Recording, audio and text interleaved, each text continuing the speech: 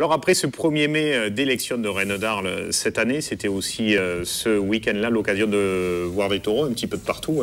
C'est la tradition au mois de mai. Beaucoup de courses. On va commencer par les Paludenov en Provence ce jour-là. L'occasion de voir Mouscaillon, entre autres Yves de la manade Lagarde et Richebois. Une manade où on a vu pas mal de bons taureaux cette année encore. Une manade qui, l'année dernière, a remporté le Trident d'Or. C'est quand même le laboratoire de la course camarguaise. Et avec, surtout cette année, un excellent taureau qui s'appelait Moustique. Et là, on voit Jean-René Grando, le tourneur de Jérémy Aliaga, en difficulté sur les images. Et avant de parler de Moustique, Ventoux de cette manade. Oui, Ventoux, un taureau très, très spectaculaire, mais qui, moi, je répète, m'a un peu déçu. Je m'attendais à plus que ça. Et puis Jacques Estevan avec Hugues Chaudois de la manade de Saint-Pierre pour clôturer cette session des Paludenov, les 60 ans du club taurin de Saint-Géniès, des Mourgues, un endroit que vous connaissez bien. Oui. Yves, c'est bizarre, il y avait l'apéro, la peña, tout ça, mais vous n'y étiez pas. Ah non, j'étais à... Galarde. Non. J'étais à Palavas. À Palavas, puisque c'était bien sûr la grosse course qu'on va voir un petit peu plus tard avec la Royale de la manade Puyer. Mais c'était ce jour-là l'occasion de voir Hicham Oufdil, le très bon droitier qui aura bien démarré cette saison, mais qui lui aussi aura souvent été embêté pour cause de blessures. Oui, on pensait justement que ce serait le bon rasetteur de cette saison, puisqu'il fait toujours un petit point d'arrêt, il reste un peu à la tête des taureaux, et puis il a eu beaucoup de blessures, et de course en course, il a disparu. Ce week-end-là, c'est aussi à Fontvieille, traditionnellement, une course camarguaise. Et c'était l'occasion ce jour-là de voir un autre bon taureau de la manade de Lautier, Fana, dont on parlera les années à venir, sans doute. Julien Bérézy, vous étiez en pleine présélection. C'est pas sûr, vous croyez, Jackie, Daniel? Il a disparu, moi aussi. Et puis, indéniablement, la course de ce week-end-là. À cause de la course de Fontvieille. Je crois qu'il a disparu. Indéniablement, la course de ce week-end-là, c'était la course d'écuyer dans les arènes de Palavas. On vient de voir, je ne sais plus qui a l'image, mais là c'est Mignon. Molière et maintenant Mignon, qui avait fait un très très bon quart d'heure, mais avec Guépard, ça a été ce jour-là les deux taureaux de la journée aimés. Regardez le col de barrière de Guépard sur le route Arca. Ouais. Il est terrible. Il est monumental. Il y a celui-là et puis il y a celui-ci dans cet angle-là. Ouais. Comme on disait, aucun des taureaux de Cuy ont fait une aussi bonne course de la saison. Certainement, comme disait aussi Aimé, c'est sûrement à cause de la configuration de la piste. Moi, je suis étonné par ces arènes. Je découvre, parce qu'il n'y a pas longtemps qu'il y a des grandes courses, mais les taureaux, dans des angles, risquent moins, parce qu'il y a beaucoup de large pour arriver au mur ou au mur adhérent. Ce qu'il faut signaler aussi, c'est que cette saison, ils ont été très bons, mais la saison dernière, ils ont fait la meilleure course peut-être de leur saison, de toutes les courses. Oui. Elle a été extraordinaire, c'était vraiment. Et celle qui a suivi a été aussi excellente. Un peu différente, moins spectaculaire. Oui, mais beaucoup plus cougardière par contre. Tous les taureaux étaient dans les angles, et c'est ce qui a fait la qualité de la course. Alors, ça serait bien qu'il fasse courir sa course complète toute l'année, y compris au Roi du Roi, bien entendu.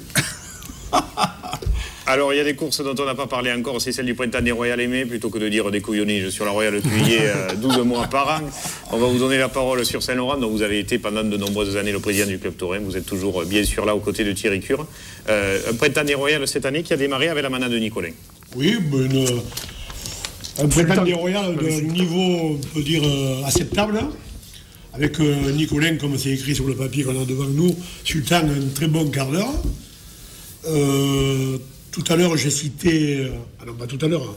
Je reviens sur EOS, qui a été un des meilleurs de la... Et on va vous mettre les images peut-être à l'écran, Aimé, que vous y voyez un petit peu mieux que sur ce papier. Voilà, super. Là, c'est les fastios de Lagarde. C'est Cuyer qui a gagné le Printemps des Royales. Personnellement, moi, j'aurais voté pour la Royale de Mayenne. Mais comme on ne vote pas... aussi. Comme au sein du club, on ne vote pas, c'est des gens qui sont sur les gradins.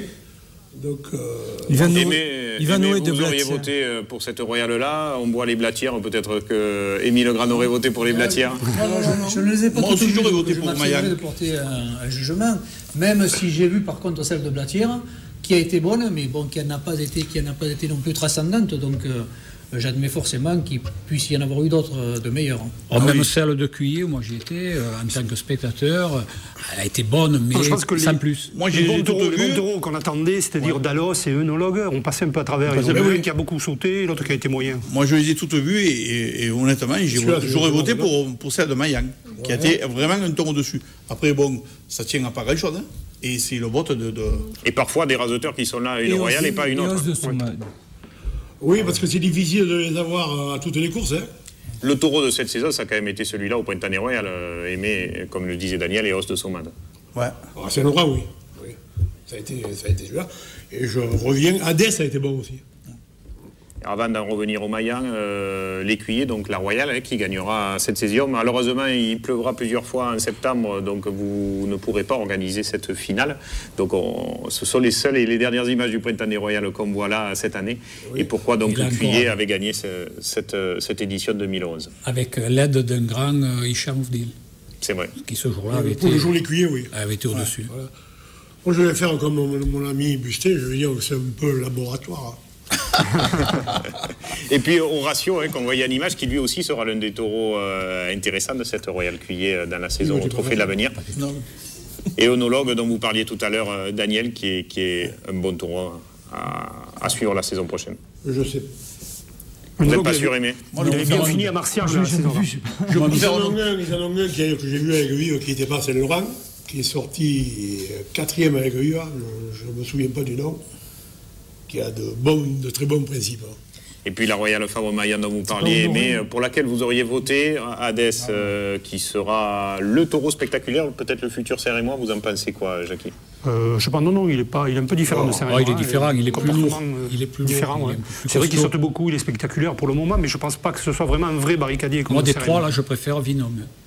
Généralement, les Mayas, ça saute beaucoup au début, quand c'est jeune et que ça a du sang, après ça se calme un petit peu. C'est rare d'avoir des taureaux comme Serre-et-Moi qui tapent tout au long de leur carrière. Mayans, ils arrivent, la dernière fois qu'ils ont gagné, il y avait Pasteur, il y avait c'était la grande génération. Il y avait Serre-et-Moi. Ce qu'on a vu tout à l'heure à Vauvert. Voilà, et Palunier. Il faut reconstruire. Le problème du Printemps des Royales, c'est pas un problème, c'est que chaque année, il faut trouver 7 taureaux pour y aller. Ou alors, on parlait tout à l'heure de la Royale de Bâtire, moi je leur ai reproché de mettre 3 taureaux avant l'entracte, trop dur. Parce que c'est pas ce qu'on va voir. Voilà. Mais... Il aurait fallu panacher Daniel Siméon, souvent, mais en troisième, un taureau beaucoup plus gai qui peut sortir en pleine course. Est-ce qu'il y avait Tissiem pour la Royale de Bâtire? Ah, d'accord. Voilà. Non, c'est dommage. Ce qu'on a vu à Vergès dernièrement, ils n'y étaient pas. Hein. Après l'entracte à Vergès, ça a été bien. Bon, il n'y avait pas tellement de monde pour raseter. Non, mais à Saint-Laurent non plus, il n'y a pas beaucoup de raseteurs qui peuvent se mettre en valeur, les taureaux. Voilà, c'était le début de saison de cette temporade 2011 jusqu'au mois de mai, jusqu'à l'élection de la Reine d'Arles après le Printemps des Royales. L'occasion pour nous de clôturer, on a fait ça tout au long de la saison, Jackie, d'un noir et blanc avec un best-of des actions les plus chaudes mois par mois. Là, on avait compilé les mois de mars, avril et mai. Ça vous donnera envie peut-être de rester pour l'émission suivante, la rétrospective deuxième partie de cette saison 2011. On vous laisse, on vous dit à très vite avec ce best-of des actions chaudes du mois de mars, avril et mai.